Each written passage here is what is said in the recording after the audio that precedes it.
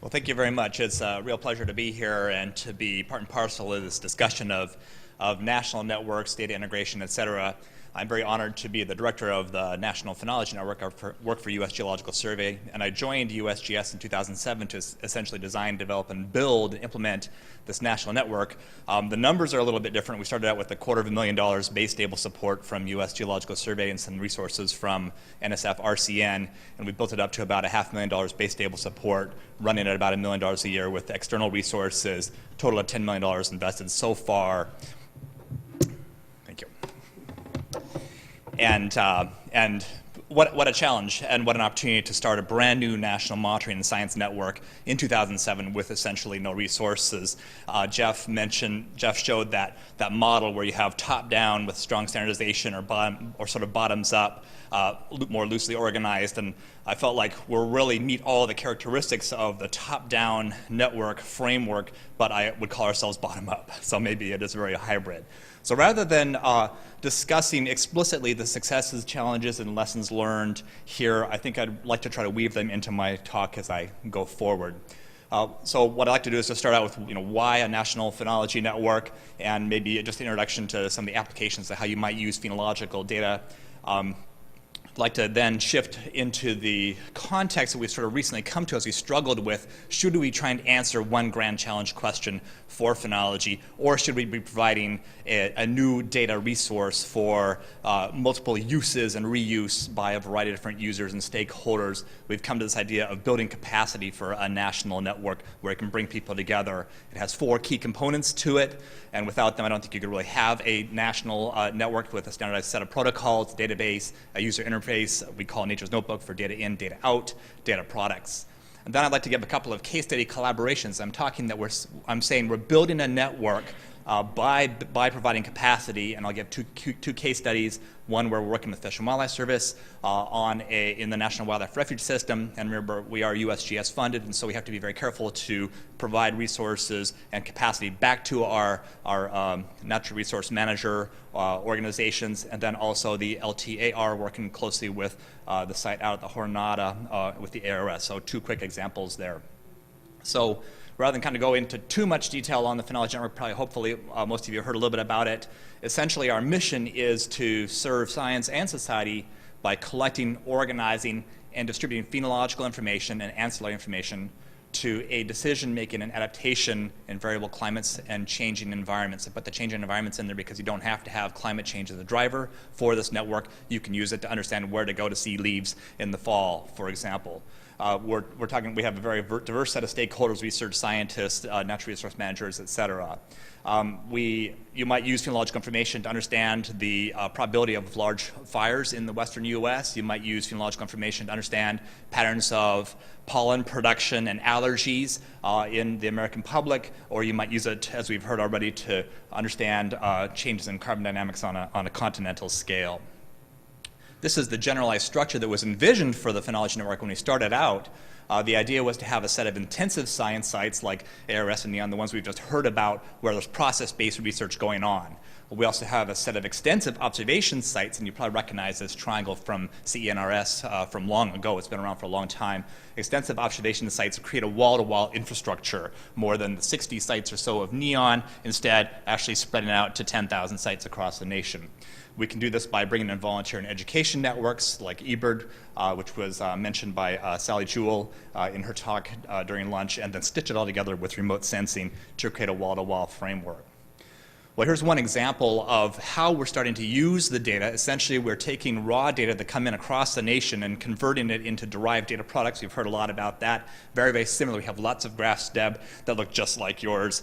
And in fact, I'll show one in a moment. And we work towards creating data products, and this is our first national data product, basically an index of spring that was developed by Mark Schwartz at the University of Wisconsin in Milwaukee. And he's moved the data and the curation of the index over to us. We're working with Toby Alt and others to create this, and essentially this shows the onset of spring across the continental United States from early January through May, and so each time a pixel changes color, essentially spring starts according to the spring index, and I'll talk more about that later. It will be an indicator in the new National Climate Assessment National Indicator System that will be daylighted next spring. So We're very, very happy about that. So how do you build capacity for something like a new national network that starts in 2007 with just very scarce resources? At first, we thought we could just go out to the public and other networks and groups that were doing phenology monitoring, because there's a lot of them out there, and say, hey, come on, y'all come be under our umbrella. There was some uncertainty about that, and so instead what we did is we ended up providing the capacity, and then people come in from a grassroots way to collaborate with us. So if we start from the bottom, it's all keys on standard protocols, and of course we've heard that many times here before, where we spent the last 5 years essentially developing, vetting, and publishing protocols. I'll talk about each of these four elements here in more detail in just a moment. We've built an online user interface we call Nature's Notebook. It used to be the National Phenology Network Phenology Observation Program or System, and nobody understood, and people still don't understand what phenology is, so we have to overcome that. We've built a National Phenology Database, also very complicated. It's ecological data, 53 tables in our database, and then we produce standardized data products.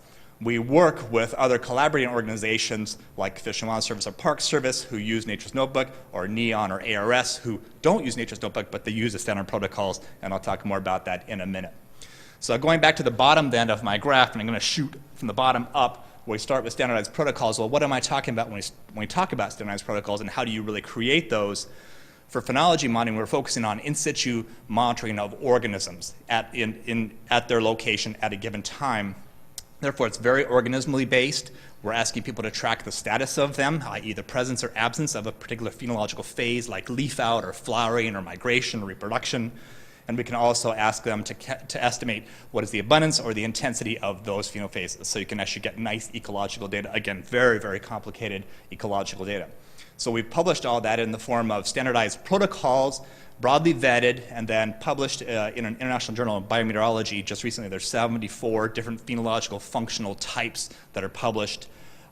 We're documenting the versions as things do change through time. We're developing crosswalks so that we can integrate our data back over to other networks. I'll talk about that more in a few minutes, such as BBCH in Europe. And right now we have protocols for around 945 species. Again, if you're providing capacity, people want to be able to have their species, be able to monitor their species on their site. And unfortunately, there's no single plant or animal that lives across the entire US, essentially. And also, we share this information via web services. So going up to the next tier, data input, output, you have to have an interface for people to be able to participate in that. We call it Nature's Notebook. It's a ground-based or in-situ multi-taxa national scale observing system, uses those standard protocols. We have web and mobile apps and the different platforms. We have about 100 partner organizations that are actually collecting phenological information using our protocols and using Nature's Notebook and adding data into the database. There's a total of around 4,300 active observers across the nation at 6,800 sites. We run local to national campaigns asking people to help collect data, and there have been about 10 data pubs that have come off this data set since which we initiated Nature's Notebook in 2009. It's hard to show a picture of a database. They're really quite boring, with all due respect to my IT coordinator back there. So I'll just show you how to go get the data. We have, this is the URL for going to get the data, the metadata, the documentation are all freely available. We realized that we really couldn't move forward without really, really good terms of use, because we have so many partners who are collecting data in so many ways. So you can go here, get the data. You can get it either raw, or you can get it summarized. We have extensive documentation for QA, QC. We're starting to implement QC, automated QC tools. You can get the terms of use, data attribution, et cetera. So really, I totally agree with the speakers before that you can't really do much unless you can have open terms of use and open access to data. We have a data dashboard, so you can track what's going on, and again, documented QA and QC. Now at the top of that column, data products. So what are we trying to produce? What are we trying to create that take this raw data, presence, absence of a phenophase? Do you see a leaf on your red maple in your backyard? Yes or no? And convert that into derived data products. So we have phenological status data that we're converting into what we call phenometrics, onset, end, duration, peak, et cetera. These metrics is how you might describe an organism at a single organism at a site. We can add some across species, some across sites, et cetera. So we're still working on that. Couple it with climatological data to create what we call phenoclimatic models, like the spring index I showed a few minutes ago, which links meteorological data sets with phenological data sets. And once we do that for the spring index, which is built off of lilacs and honeysuckles, we can essentially do that for any other species for which we have sufficient phenological information and understanding.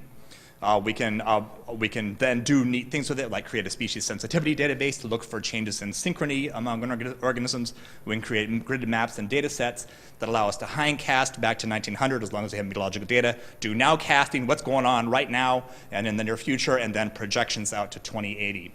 But really where we're going to earn our dollar is in short-term forecasts. Forecast the onset of spring or the onset of phenological activity by species at a given location. So strong spatiotemporal, very fine granularity, where we can do it 10 days forward using numerical weather forecasts. We know where organisms are. Essentially, we're collecting data and distributing it in real time, and we can look to a forecast, bring it in through a web service, and tell you whether or not you're going to have onset of leafing in, say, a maple forest.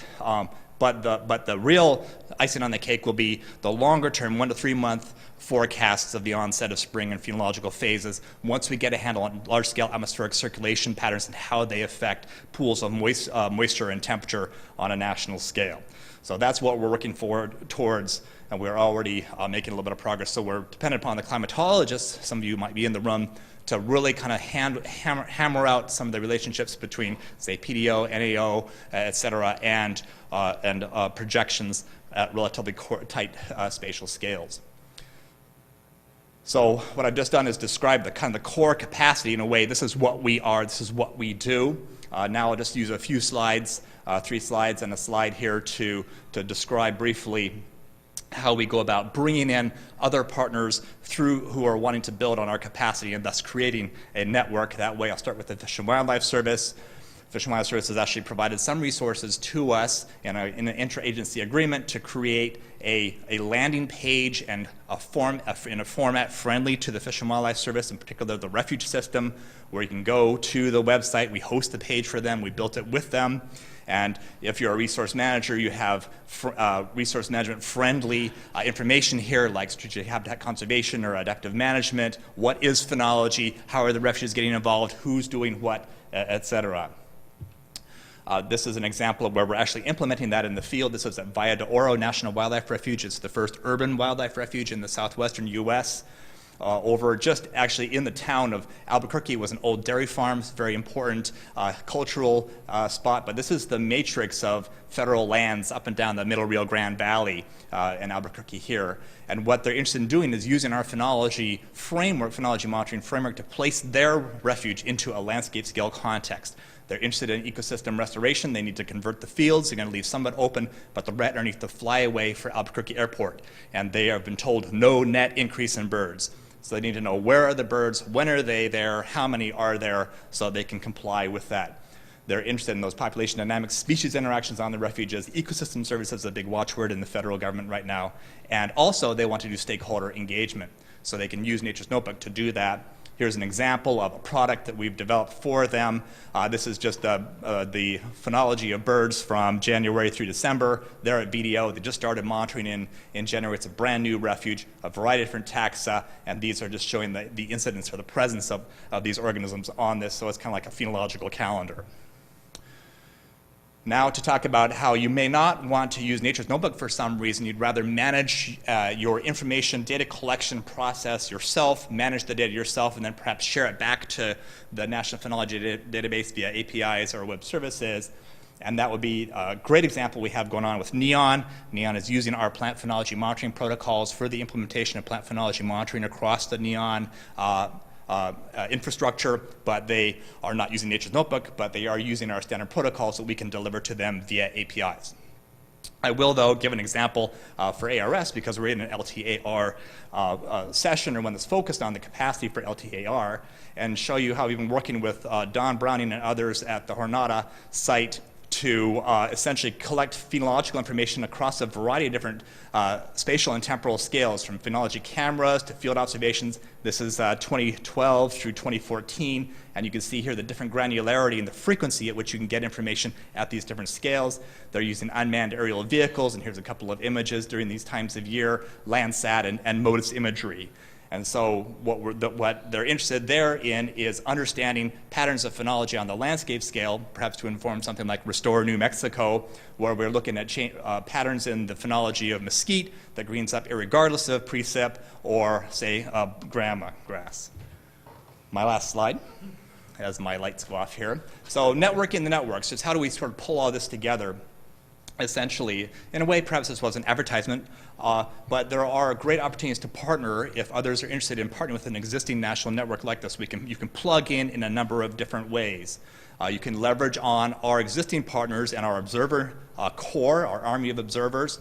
You can pull down standardized protocols that will facilitate that data integration and interoperability. We will produce value-added tools and products. We can collaborate with you on that, and then we can communicate those joint products. We can co-brand products and deliver them to the various stakeholders, and we can also provide custom content to some of our partners who are interested in participating. So really, we're creating a great opportunity here to link up, for example, with LTAR and perhaps your national experiment or other networks that are out there that want to try to understand how the biological diversity and spatial-temporal variation interact with climate to answer particular science or applied questions. Thank you.